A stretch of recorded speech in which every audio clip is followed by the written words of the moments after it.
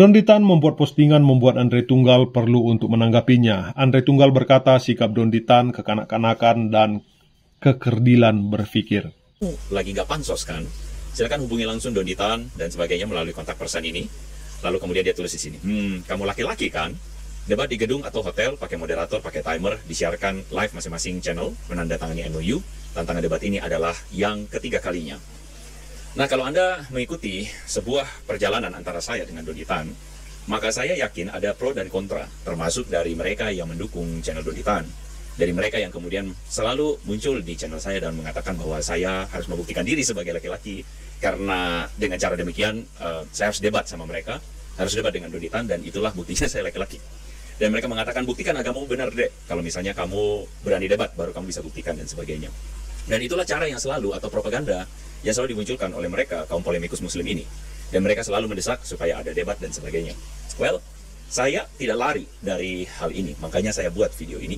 Dan saya akan tunjukkan kepada Anda dalam video kali ini. Saya akan berikan kepada saya argumen saya, dan Anda yang menimang, Anda yang menimbang-nimbang, Anda yang menilai. Kalau saya salah, kalau logika atau argumen saya keliru, maka saya akan muncul debat dengan Don Ditan. Tetapi kalau misalnya saya tidak keliru, maka saya harap Anda bisa membedakan mana yang benar, atau mana yang lebih masuk akal, mana yang lebih waras, mana yang kurang waras.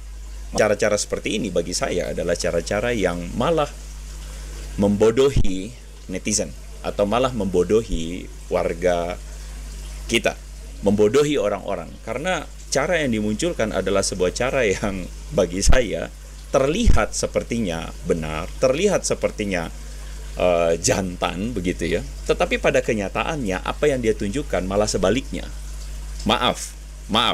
Di awal saya harus mengatakan ini adalah cara yang pengecut, kekanak-kanakan, dan menunjukkan kekerdilan berpikir. Sekali lagi yang saya ngomongkan adalah caranya, bukan orangnya. Saya tidak melakukan ad hominem, tetapi saya mengkritisi dan saya melakukan sebuah argumen terhadap cara-cara yang dilakukan dan argumen yang dilakukan.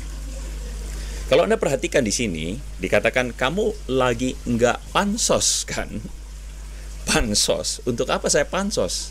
Apa yang saya kerjakan di channel ini adalah hasil dari sesuatu yang natural, sesuatu yang didukung oleh subscriber saya, orang-orang yang menyadari bahwa penting sekali kita berbicara atau kita menyuarakan kebenaran.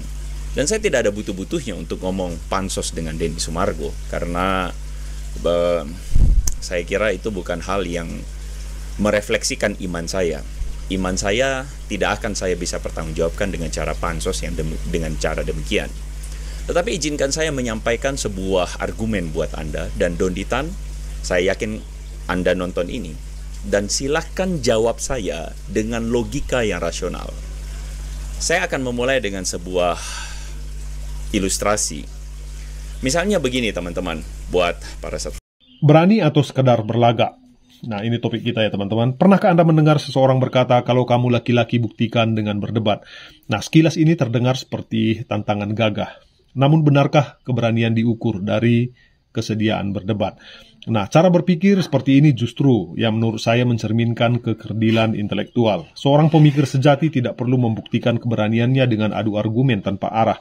Debat bukan ajang pamer nyali, melainkan sarana mencari kebenaran dengan hati dan pikiran terbuka. Lebih dari sekedar berbicara lantang, keberanian sejati terletak pada kemampuan memahami, mendengarkan, dan menyampaikan kebenaran dengan bijaksana. Jika diskusi hanya dilandasi ego dan gengsi, apa manfaatnya? Jadi, lain kali seseorang menantang Anda dengan cara semacam ini, tanyakan kembali, apakah kita ingin mencari kebenaran atau sekedar menunjukkan siapa yang lebih keras berbicara?